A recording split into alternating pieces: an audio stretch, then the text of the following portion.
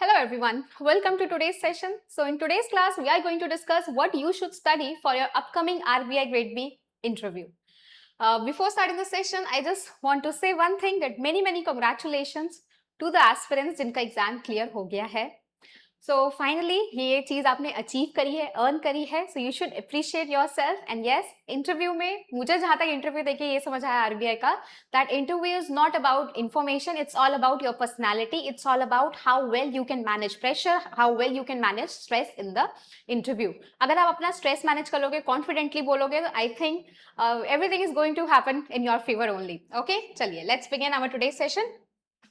So first thing, so things to cover from the RBI website, because we are preparing for RBI and you are giving interview for the RBI Grade B exam, then obviously it's very important for you all to cover RBI website. Okay, so these are the things that you need to cover from RBI website. Very important. You cannot skip. मैं कहूँगी इनमें से आप कुछ भी skip नहीं कर सकते. Okay, so the number one thing is read. Just थोड़ा सा इसको Sure. Number one thing is read functions and working document of the Reserve Bank of India. I think ये कुछ 225-26 pages का एक book है. You should definitely read it. If you will read this particular document, then 100% surety है कि जितना चीज आपको आरबीआई के बारे में नहीं पता था, you will get each and every information. So it's good to read this document if you are giving RBI Grade B interview. Then next thing is recent speech of governor and deputy governor. It's very important for exam everyone, because speech से क्या होगा, you will get to know कि okay what RBI is talking about on a daily basis. RBI किस बारे में बात कर रहा है, it's very important for your exam, ठीक है, for your interview. So RBI किस बारे में बात करते हैं, then you will get the direction कि अच्छा मुझे इस चीज के बारे में ज्यादा पढ़ने की जरूरत है, बिकॉज ऐसे तो पढ़ने के लिए अथाह चीजें हमारे पास, राइट. सो अगर आप इनके स्पीच सुनेंगे, कुछ इन्फॉर्मेशन भी मिलेगी, then you will get few topics also जिसके बारे में रेपिटेडली वो लोग बात कर रहे हैं. देन आई थिंक उस टॉपिक पे लेके आपको प्रिपेयर कर लेना चाहिए, कुछ नोट्स, कुछ पॉइंट्स, एंड देन ताकि वो एग्जाम में आपसे कुछ भी पूछे, you should be well prepared. Okay, now the next thing is read December 2025 MPC meeting highlights and February 2026 MPC meeting highlights. Very important, because they can ask from you कि ठीक है, बोलेंगे कि बताओ कंपैरिजन बताओ दोनों एमपीसी में, उस टाइम क्या स्टैंड था, अब स्टैंड क्या है, उस टाइम क्या रेपो रेट था, अब क्या है. So you should have proper understanding, you should have proper comparison of both the months of MPC meeting highlight. Okay, then we have recent RBI circulars. If you are giving interview in the February month, then you should be well versed with the January month circulars, because circulars का मतलब ये होता है कि इस बारे में आजकल RBI बात कर रहा है. That's why they are taking a lot of initiatives in that particular sector, right? So you have to cover the recent month RBI circulars. अब इसका मतलब नहीं कि पिछले 6 महीने के पढ़ने लगे, no. Just read the basic ones. जैसे कि अभी आपका एग्जाम इंटरव्यू फरवरी में है तो जनवरी का पढ़िए, इंटरव्यू मार्च में है, फरवरी एंड में है तो रीड फरवरी वाला, मार्च में है तो रीड फरवरी वाला, ऐसे करना है आपको, ठीक है. Then we have RBI's balance sheet and its components. Very important for your exam everyone, because we have seen this thing. If you are a working professional, जो आप बैंक में जॉब करते हैं, तो उनसे डेफिनेटली एक क्वेश्चन पूछा जाता है that okay tell me the difference between RBI balance sheet and your bank's balance sheet. What are the different components in bank's balance sheet and RBI's balance sheet? So these kind of things आपको आनी चाहिए. Even if you are not a banker, then also you should have proper understanding of RBI's balance sheet and its components, because they can ask a lot of things from RBI's balance sheet. Okay. Then we have what to study from RBI syllabus, because syllabus is very important, right? Syllabus वो ऐसे notification में नहीं दे देते. It's a reference for your exam, right? It is giving you right direction in which you need to move. So syllabus वैसे बहुत बड़ा है, पर कुछ टॉपिक्स हैं जो आपको जरूर से पढ़ना ही पढ़ना है. Like there are lot of topics from finance only, like inflation. You should know what is inflation. जैसे मुझसे इंटरव्यू में पूछा था what is good inflation, what is bad inflation, मुझसे ये पूछा गया था. फिर मेरे से पूछा था कि okay how RBI is managing inflation, how monetary policy tools can help in managing inflation. So these kind of things you should be well versed with. Okay, then the next is functions of RBI. Very important point. मुझसे interview में ये भी पूछा था कि okay what do you think, what is the which function of RBI is the most important one. I said monetary policy, but उन्होंने मुझे counter में पूछा कि अच्छा एक बात बताओ, अगर हम करेंसी इशू ही नहीं करेंगे तो आप मैनेज किसे करोगे, राइट. सो ऐसी भी चीजें पूछी जाती है. So you should be well versed, you have to read each and every function of RBI. Proper logic होना चाहिए, बहुत अच्छे से पढ़ के जाना है, ठीक है. Then monetary policy tools, very important. Then we have Basel norms, spark framework, then CRAR, what are the different pillars of different Basel norms? You need to be aware why Basel norms was started. आपको ये पता होना चाहिए जरूरत ही क्या पड़ी हमें, फिर Basel 1 से Basel 2 पे क्यों गए, Basel 2 के बाद Basel 3 पे हम क्या आया, क्यों चेंजेस किए हमने, क्यों CRAR बढ़ाया. You should have proper reasoning of everything. Okay, then we have financial inclusion. Financial inclusion अपने आप में ही बहुत इंपॉर्टेंट टॉपिक है, ठीक है, बट बहुत आसान भी होता है. बट इसके साथ साथ you have to read the national strategy for financial inclusion that is recently release. I think कुछ 2025 में ही या 2024 में रिलीज हुई है, आपको वो पढ़ना है. फाइनेंशियल इंक्लूजन वैसा टॉपिक पता होना चाहिए. फाइनेंशियल इंक्लूजन इंडेक्स के कंपोनेंट्स पता होने चाहिए. You have to read digital payment index also. Then you have to read national strategy for financial inclusion because it's very important. Because किसी एक बच्चे के इंटरव्यू में यही पूछ लिया था, what are the different pillars of financial inclusion that is mentioned in national strategy for financial inclusion. So you should be well aware of this particular strategy. Then NBFCs का डिटेल में net own fund वगैरह नहीं पढ़ना है, but basic structure आपको पता होना चाहिए. ठीक है, डिपॉजिट टेकिंग है, 1000 करोड़ का ये होता है, जो भी प्रॉपर स्ट्रक्चर है you should be well aware of. ठीक है, कि टॉप वाले लेयर में अभी कोई भी नहीं है, you should have proper understanding of each and everything. ठीक है, देन अच्छा, जब भी आप ये सब पढ़ेंगे ना तो उसमें डोमेस्टिकली इंपॉर्टेंट बैंक्स कब बोलते हैं, क्या क्राइटेरिया होता है, you should be well versed with these things also.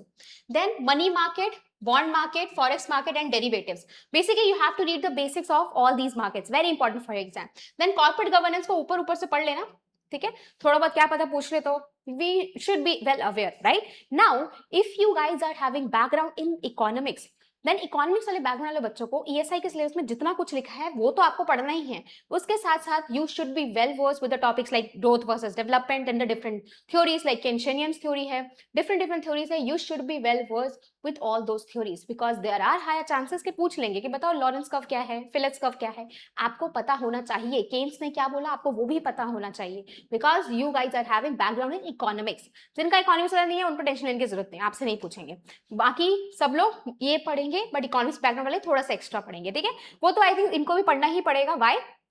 Because other important things to cover में सबसे पहले हमारा ये आता है, read the basics of the main subjects of your graduation और मास्टर्स. थोड़ा थोड़ा बेसिक आपको पता होना चाहिए बिकॉज अगर उन लोग की बुद्धि थोड़ी सी भी फिर गई तो वो आपसे पूछ सकते हैं ना. सो इसलिए हमें ध्यान रखना है that we all are reading the basics of main subjects. जैसे मैं प्रिपेयर करी थी तो मेरा मेन सब्जेक्ट था business and economics. So economics में मैंने सब कुछ पढ़ा, देन बिजनेस में मैंने थोड़ी बहुत थ्योरीज पढ़ के गई थी. So it's very important for you all to read. जो भी कुछ इंपॉर्टेंट थ्योरीज होती हैं हर एग्जाम में होती है, राइट, कि तो आपको वो थ्योरीज पढ़ लेनी है. नहीं तो जो भी बेसिक होता है, बेसिक अंडरस्टैंडिंग आपको होना चाहिए बिकॉज मैकेनिकल इंजीनियर आप हो, उनमें से कोई भी निकल गया तो they are going to ask few things. Okay, so you should be well prepared. Then we have budget because आप सबको पता है 1 फरवरी को बजट आने वाला है. Do read it. Then economic survey आएगा, पूरा नहीं पढ़ पाएंगे, just read chapter 1 and chapter 2. Just have the understanding क्योंकि जीडीपी प्रोजेक्शन कितना कर रहे हैं, why we are doing this prediction.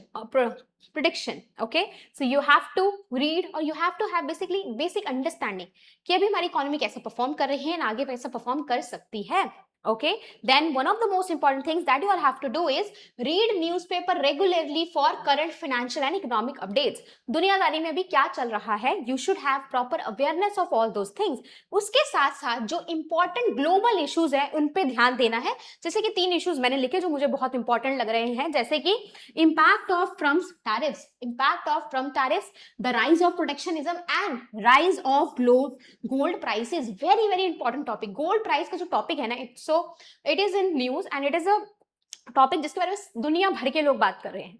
So you need to pay attention to these 3 topics and other topics you have to find on your own by reading newspapers. जब newspaper पढ़ेंगे तो आपको और topics खुद ही पता लगेंगे. You have to have perspective, you should have opinion about different things. जैसे राइज ऑफ गोल्ड प्राइसेस है, so why the prices are rising और इन फ्यूचर में क्या प्रेडिक्शन है, क्यों इतने प्राइस बढ़ने के चांसेस हैं. You should have proper understanding. If there is any theory behind these kind of things you should read those things. Okay, then impact of Trump tariff का impact India पे कैसे पड़ेगा, ग्लोबल इकोनॉमी पे कैसे पड़ेगा, what do you think. और ये भी पूछ सकते हैं यूएसए का डेब्ट बढ़ रहा है, उससे क्या लगता है आपको, क्या कॉन्सिक्वेंसेस हो सकते हैं. You should be well versed of all these things. Rise of protectionism, why protectionism is not a good thing, why you are not promoting protectionism, और what are your views on protectionism. What do you think how it is going to impact Indian economy, right? जैसे ही rise of gold prices है, then you need to have proper understanding कि ठीक है rise of gold prices है, so how it is going to impact Indian economy. हर चीज का impact Indian economy पे क्या है आपको अच्छे से पता होना चाहिए. Then what kind of role RBI play in these kind of situation, so उसकी भी थोड़ी थोड़ी ब्रीफ अंडरस्टैंडिंग हमें होना चाहिए. Okay, now if you're a working professional, then you have to prepare your work profile really well.